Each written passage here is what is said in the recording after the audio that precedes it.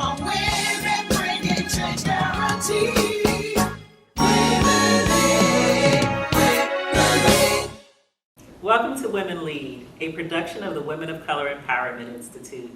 We are your hosts. I'm Bernadette Norris Weeks. I'm Michelle Austin Pannies. And I'm Kathy Eggleston. Recently, the Women of Color Empowerment Institute hosted a panel discussion called Leading with Positive Energy. And this was a really dynamic panel and panelists. And Kathy, tell us who we had.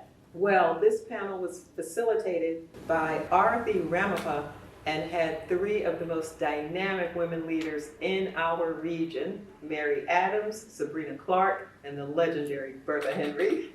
That's right, it was quite a panel. And we talked about creating spaces for positive energy. What do you have any thoughts about it, Michelle? Well, basically, a positive attitude is contagious. It is.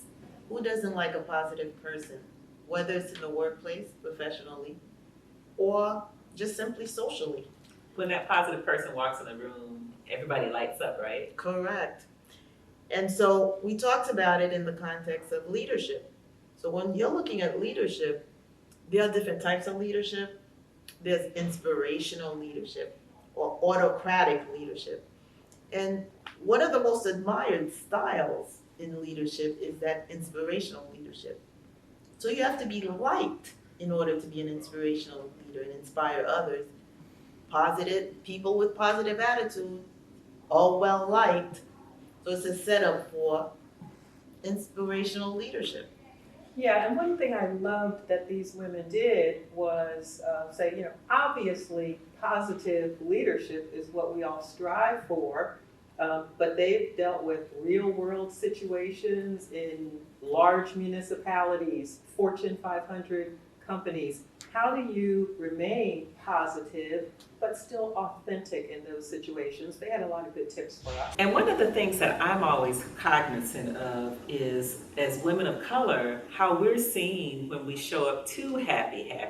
If you go into spaces and you have this positive attitude where you're always laughing or you seem a bit too jovial, people don't take you as seriously. And that's something that, unfortunately, we have to pay attention to. And then I have this additional issue of having a permanent smile on my face that I have to sometimes wipe off depending on what someone is saying to me. But my face rests in a smile, resting position. Well, I don't have that problem because I have RBF, What's that? resting bitch face. So I am aware enough to know that I don't have high cheekbones and my face at rest may look as though I'm upset or angry. And so sometimes I have to purposefully smile to let people know they're okay, especially subordinates in a workplace. It's important. That's part of my positivity. Well, I would say that positivity includes the things you're saying as well. So if you're encouraging somebody, you're not giving them those kind of backhanded compliments, you're pretty for a fat person, etc. So if you're being positive in what you're saying, it goes a long way. People are going to be receptive. And so leading with a positive attitude, it might appear to be that it's just about how you appear to be, like superficially, but what you're saying matters. And these ladies are talking to us about actual how to be positive in the workplace, how to be positive in leadership situations, and we're going to learn a lot from them. You're absolutely right. I can't wait to hear our panel and this discussion. So stay tuned. We'll be right back after these messages.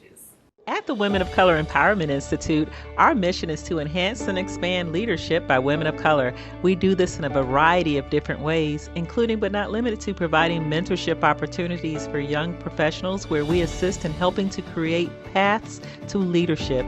We empower women to develop capacities for social change. We produce programs that promote heritage awareness, and we provide training opportunities for business and government.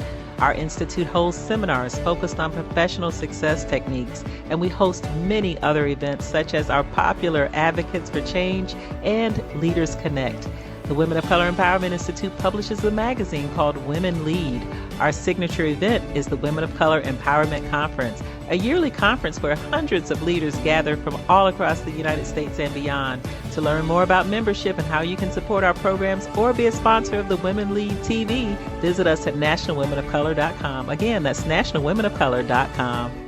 The law office of Austin Pammies Norris Weeks Powell is a full-service law firm practicing in the area of governmental law, including the representation of municipalities, civil litigation, personal injury, real estate, and corporate transactional matters. With over 100 years of collective experience, our attorneys are admitted to practice before state courts, federal courts, and the United States Supreme Court. We are conveniently located in downtown Fort Lauderdale and can be reached at 954-768-9770.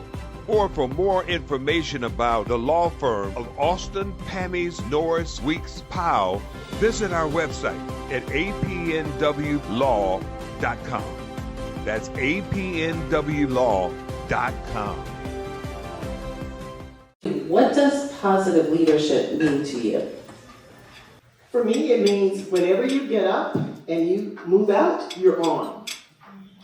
It is so important for people that are in your orbit to see that the weight of the world can't necessarily weigh you down if you don't let it. And so for me, it's being on every day, all the time, when I need to be. So you don't have to necessarily, and when we talk positive, you don't necessarily have to walk down the hall singing a song, but it is important for people when they see you, they see that the weight of the world isn't on your shoulder and that you are ready to deal with whatever comes your way. So first, I actually do walk down the hall singing. I'm not either. But I want to come and have fun. We're at work at least 2,040 hours a year. That's at least in a year, right? So I want to enjoy myself while I'm there. And so for me, I consider myself like a servant leader. I'm going to sit next to an instructional designer and say, tell me what you're working on. Oh my God, that's so cool, right? For me, positive leadership is really trying first to like flatten hierarchy as much as you can. I loved earlier when Jocelyn was talking about the way she talks to anybody in the building, whether you're the CEO or the person cleaning the room, right? I think that's an important part of positive leadership. There's also something really positive about candidness, transparency, showing up as yourself every day. I think it's really important. It's really hard to consider yourself a positive leader if all you're doing every day is putting on a positive mask. Sometimes things aren't going great. That's okay too. So why do I have to always, follow these ladies? I need to switch my seat, right? So I think positive leadership is knowing that it's always expected of you. You are expected to be a positive leader when you are in a leadership role. But let's also step back and redefine leadership. Everyone in this room is a leader in some way. Even if you just have a 9-year-old sibling that looks up to you, you're that person's leader. We may be a leader in our church, we may be a leader in what other organization we're in. So always know that you are a leader. As the ladies were saying in the previous panel, we all have our own uniqueness. I have found that my uniqueness in being a leader and dealing with CEOs all day, every day, is not just being candid, but also being firm and sure of myself. Especially when I'm asked, so, is that the best you can do with your raise? And my answer always is to look them straight in the eye and say, yes, and when you can afford me, let me know. So what that does is, because usually it's no female client has ever asked me that, by the way. And so I always know, well, now we're having that contest. And it's always gonna be, oh, no, it's not that I can't afford you, because it's an ego thing now. So, that's part of being a leader, being sure of yourself. And also, like the other lady said, faking it until you are. Always hold your head up, look people straight in the eye. Assume it will always be a yes, because if you don't ask, the answer's always going to be no. I always ask for, like Jocelyn would say, I ask for 3 times more than I think I'm going to get every single day. I will fight for people. I just was involved in an HR manager getting a job. And the CEO wanted to pay her $97K because she made $94. And I said, no, the job values at $115 to $130. You will not pay her less than $115. She had no idea I was doing that for her. But I realized at that moment I had the power to do it. So whenever you have the power to help someone, no matter how small or great, help them.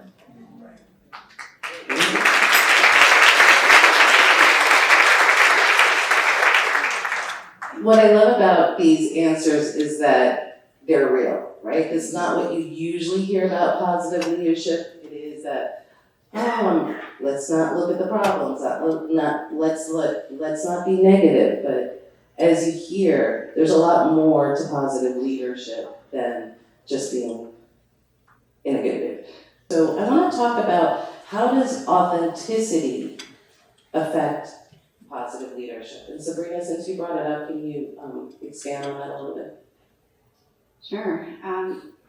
So for me, authenticity is really key to the culture you want to build, right? At the end of the day, nobody in this room knows everything. Nobody.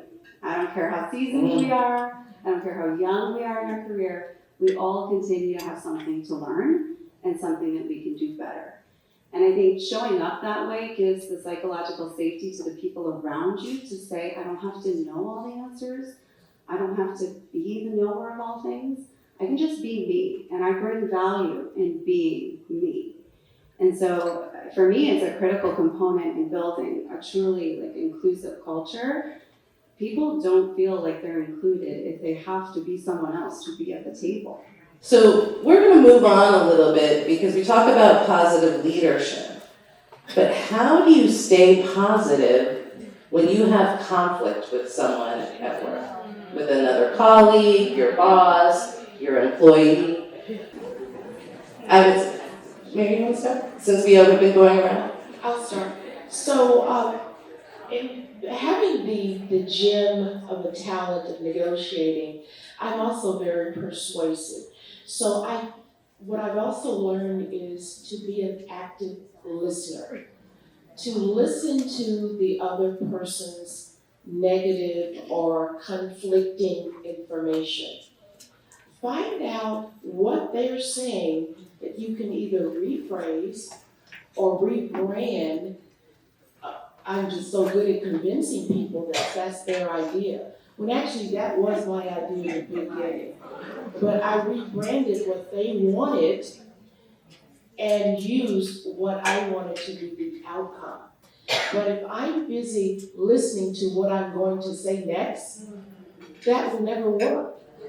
So I encourage you to use that technique. Thank you. Active listening is necessary. Don't think it before you respond, right? And don't talk to respond. Sabrina. So I guess for me, it's also about reframing conflict. I think we see the word conflict and we think that's bad. Conflict isn't bad. It's actually great. Disruptive innovation comes sometimes out of conflict, right? Conflict of what customers want and what we're producing, right? There's a lot of good that comes out of conflict if we actually use it for good. And so for me, listening intently is really, really important. I think it's also about recognizing that we all have different ideas in the room. And truly, if I don't have conflict in the room, I don't have a psychologically safe space.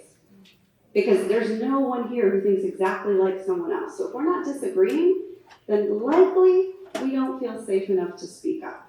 And so I like to really set the table with that. Like, guys, if we're all disagreeing with each other, we don't have the right people in this room, or we don't have the right culture in this room. And so I think reframing conflict is really important, while then you're also listening to make sure you can create the right negotiations around what you want to do. So conflict isn't bad. I'll leave you with that. I love how you say if there's no conflict, that it's not a safe space, or people are not engaged if they don't want to voice their opinions. Bertha? She's absolutely right. But there's two types of conflict. So there's conflict that's taking you to a positive end. And there's conflict for the sake of conflict because there are some that just want to be contrarian. Their objective is not to reach consensus on things. So in the public sector, you all, if you watch the news at all, and you've seen how things now happen in the public sector, you understand that in some spaces, it's all about the conflict. So for me, it's important that I know my triggers. So you need to know your triggers. So you need to know what will set you off and not allow that to seep in. When you start to feel it, okay, I'm about to go off. And today, I'm not going to give him or her that satisfaction. So, and I have done this many times. I said, and this is for that bad conflict, not that good conflict. We need to regroup here and take this up tomorrow or another day. Because sometimes, it's really important that you not let them trigger that thing in you that you really don't want to come out. And when you feel it coming, and you have the opportunity to say, okay, let's take a step back, let's pick this up tomorrow, pick this up another day, you do that. So that you, again, when you come back to the conflicting situation, you're in the power seat and not the reactive seat. And sometimes it is really important that you stay focused on who's in the power seat. And if you're in the power seat, make sure you retain that. And if you're about to lose it, take a step back and then come back when you can retain your power seat. Love it. So, yes. So reframe the situation, listen, and know your triggers. Okay, so one thing that we hear about in positive leadership is that it's great when things are going well. But what I've seen a lot with sometimes in positive leadership is that when things in an organization might not be going well, people tend to kind of ignore it as being a positive leader. So how do you use positive leadership when there's like a crisis? Maybe, in an organization, maybe maybe a project is delayed or, a project's not gonna be funded, things like that. How do you, Brooke, we'll start off with you. How do you deal with crisis and be positive? What does that mean?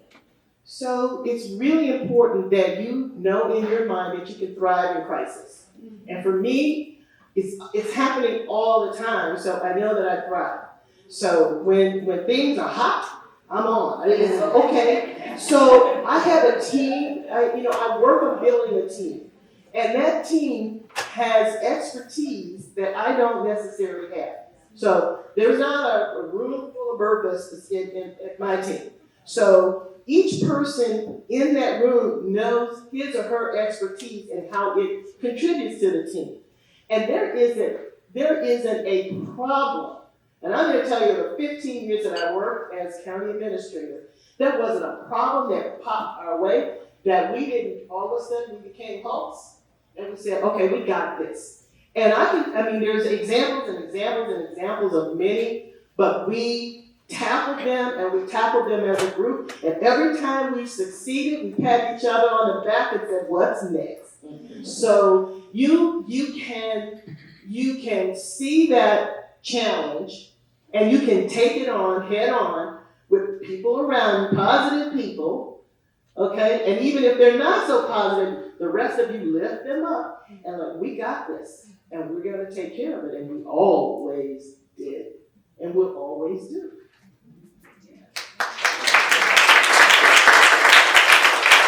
So I love when you said, when there's a crisis, you thrive. I think at this point, everybody in this room can say, when there's a crisis, you thrive. We all just went through a lot of crisis, right? And we all had to show up with our resiliency. We had to figure out solutions.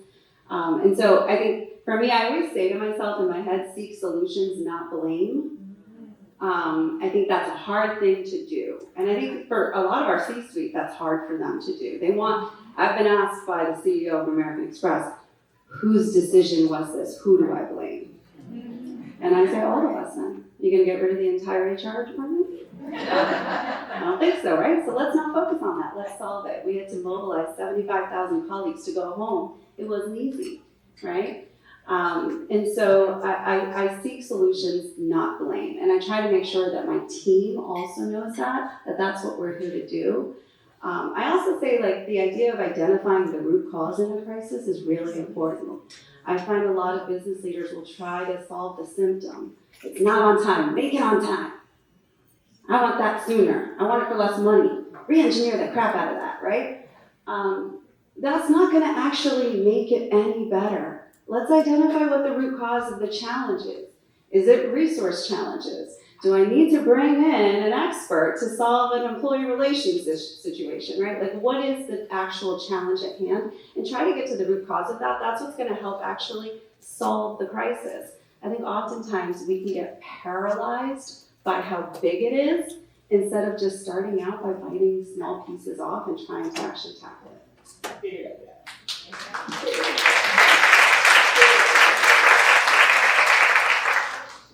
So I'd like to contribute the following. There's always going to be crisis. There's either going to be a crisis at work, colleagues crisis, or a home crisis, right? So we live with crisis. So it's our responsibility to try to eat well, work out when we can, good sleep, so that we're ready for the crisis. But in the meanwhile, when we can't get the sleep we need, when we know we can't eat right because we're always on the run and living out of our car from one place to the next, it helps to have that group surrounding you that we've talked about, right? And I have 2 points I want to make. Please don't find all of your happiness at work. Work will become a boyfriend that will let you down.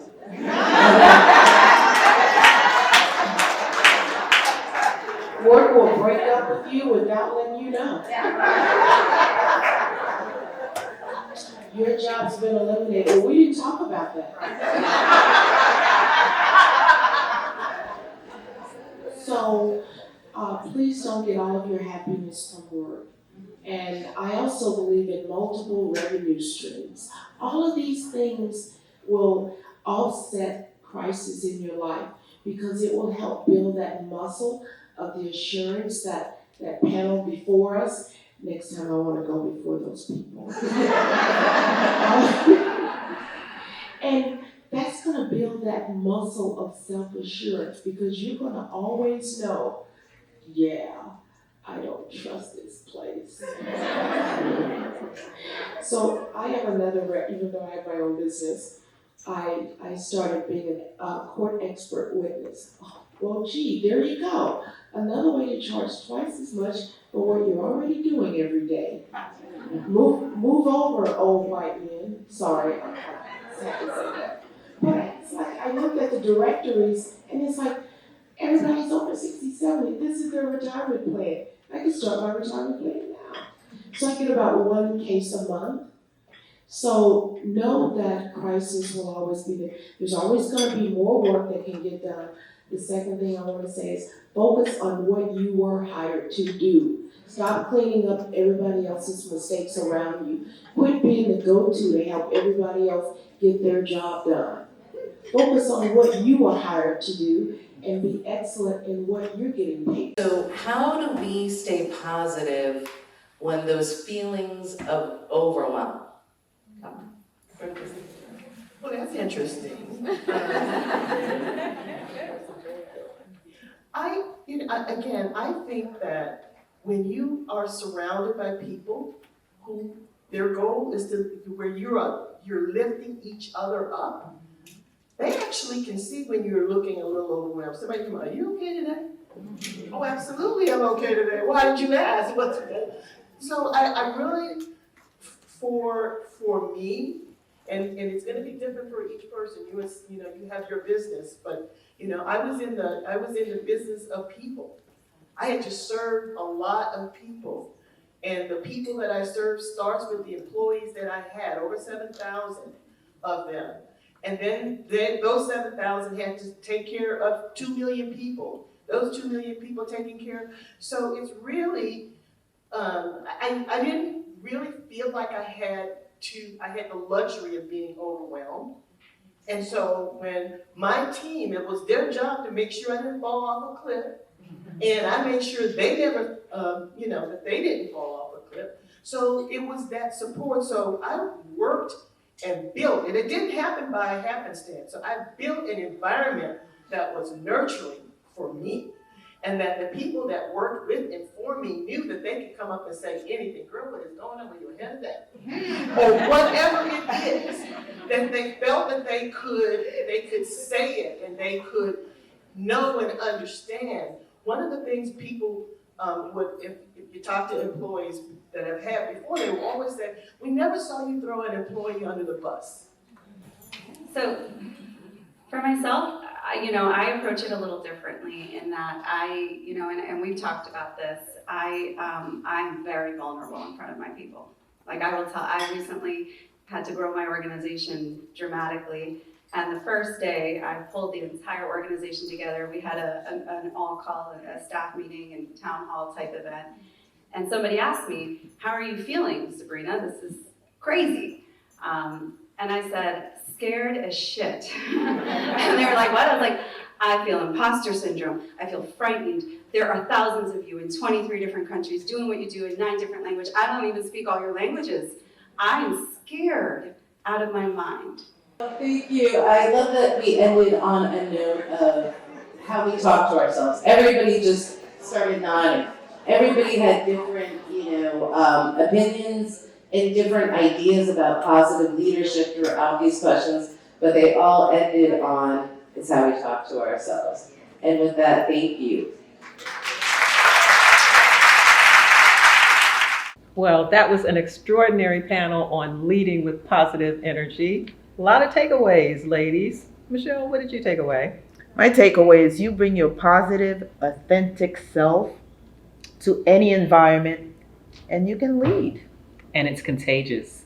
And so, ladies, until the next time, Be empowered.